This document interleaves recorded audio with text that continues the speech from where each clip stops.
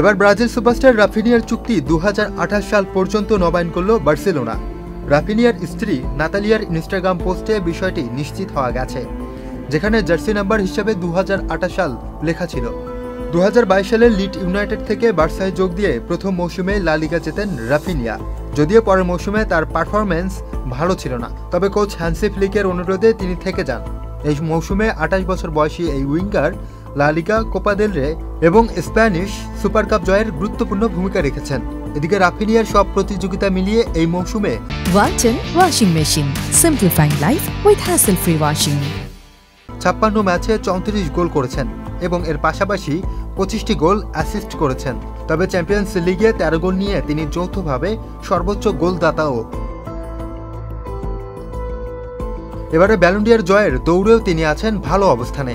বার্সার সঙ্গে রাফিনিয়ার আগের চুক্তি 2027 সালে শেষ হওয়ার কথা ছিল, তবে দারুণ একটি মৌসুম কাটানোর পর বার্সা আর দেরি না করে 2028 সালের 30 জুন পর্যন্ত তার চুক্তি নবায়ন করেছে।